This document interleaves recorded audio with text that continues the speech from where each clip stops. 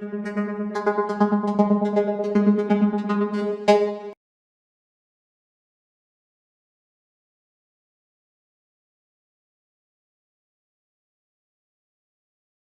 this talk is definitely different from my last talk. It's based off some work I did at TotalEnergies over the last 2 summers with Dr. Mauricio Riapolo. And the big theme of this is using deep learning in the context of carbon capture to try to monitor the progression of stored CO2 after you've captured it. So we'll get into that here in a second. So just to give you a summary of what we're talking about today, I'm going to talk about what exactly I mean by joint inversion, Give you a good problem overview. We'll talk about how exactly we generated data for this, go into the specific architecture and loss function we developed, and then give you some results showing that, yes, this joint approach with multiple data sets can be beneficial versus single data set approaches. And then we'll go into some future work and conclusions. All right, so this talk is ultimately about carbon capture, utilization, and storage, And that's kind of it's a buzzword for a lot of different topics and research areas, So obviously the main idea is to pull CO2 out of the air, It can be from sources like construction sites, power plants, or just from the ambient environment.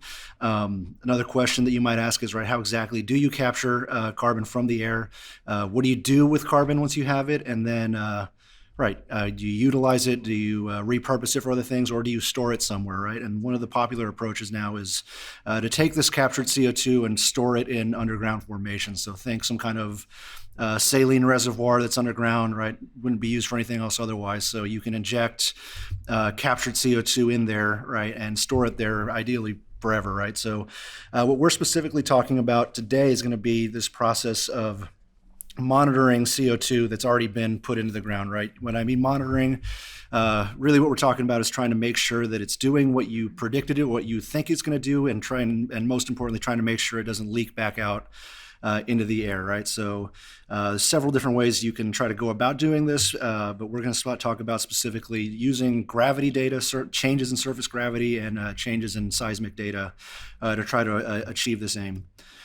So to put this a little more formally, you can represent CO2 plumes different ways, So if you're inside some kind of reservoir like you see here, you can represent a plume either as a change in density, a change in saturation, a change in velocity. And if you're not familiar, when I mean change in velocity, I'm talking about how fast it's usually in meters per second a wave will propagate through the specific medium here, As a result of the introduction of either carbon or whatever it is you're putting down there, So if you're starting with, say, if you're representing this plume as, say, a change in density, It's pretty easy with something like Newton's law of gravitation to compute how this change in subsurface density results in a change in, let's say, the pull of gravity at a specific point on the surface, It's an easy operator, it's linear, it's really well understood, And this is something we can easily do. And 1 second. All right, and similarly, if you have this being represented as, say, a change in velocity, like I mentioned earlier, you can apply slightly more complicated operator, the wave equation written up there, to try to get this change in this seismic response times, which you can see is kind of represented by this fuzzy looking image here.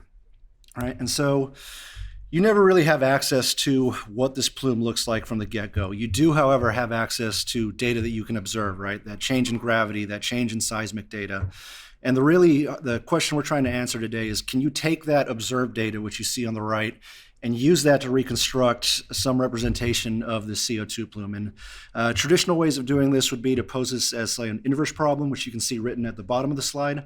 And usually these problems are nonlinear. They're really hard to solve, computationally expensive. And even after all that, the results tend to be smoother, lower value, more diffusive than you'd want them to be. So our question today is, can you create a neural network architecture that can take multiple data sets or multiple sets of observed data and use that to reconstruct different properties of some kind of subsurface CO2 plume? So how are we going to generate data, It's kind of a non-trivial problem in doing this. So we're going to use this open source reservoir called the Johansen Formation. If you're curious, it's located in the northern coast of Norway. But anyway, it comes with like this nice reservoir mesh and all the parameters you'd need to actually run a fluid flow simulation. So we're going to make a few assumptions here, right? We're going to generate different perturbations of this formation, and I mean changing the porosity, the permeability, all these little different parameters in there. And then we're going to run a 500-year simulation on each of these, right? We're going to assume a 100-year injection period of CO2 and then leave it alone for 400 years. And so the way that looks is after 99 years of injection, you have this plume on the left, on the bottom left. And then if you just leave it alone for 400 years, it'll look like this image on the right. And you can see that it does migrate, it does move around. And we're specifically trying to see if we can predict that kind of movement.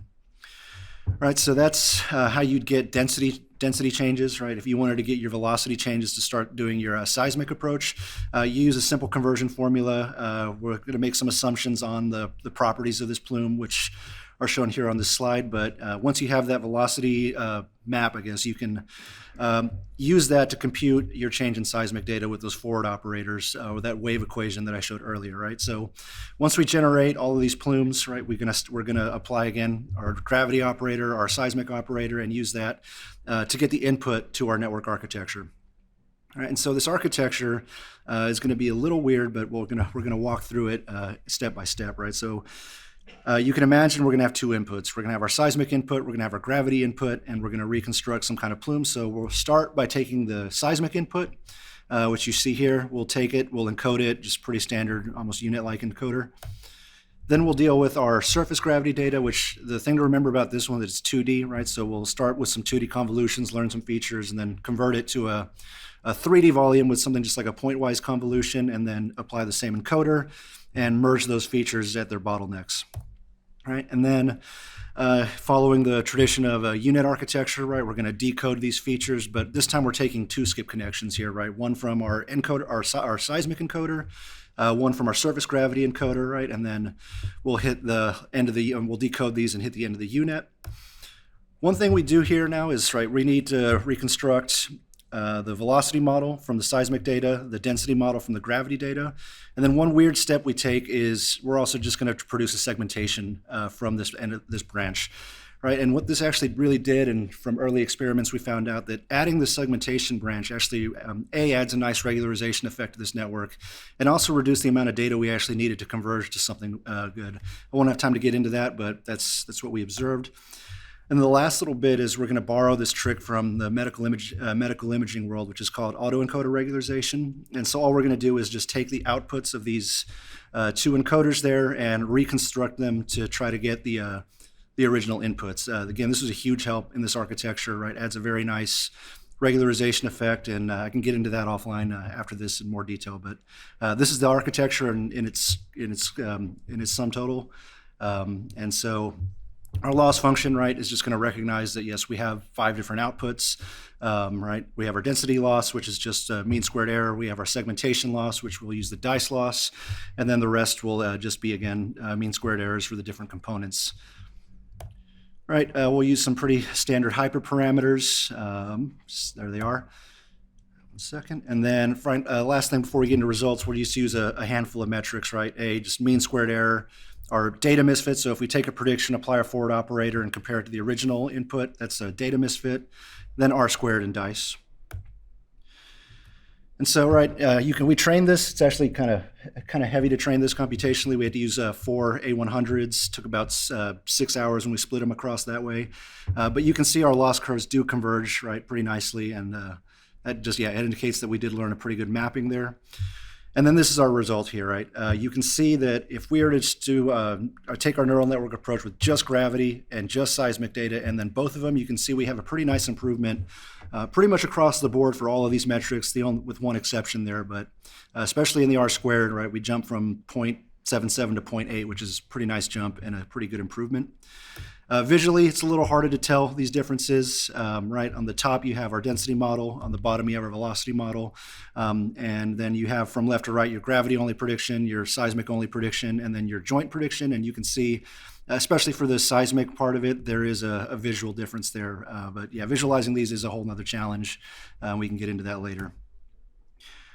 Right, so just to conclude, right, using this kind of joint approach, multiple data sets does seem to improve versus using just single observations.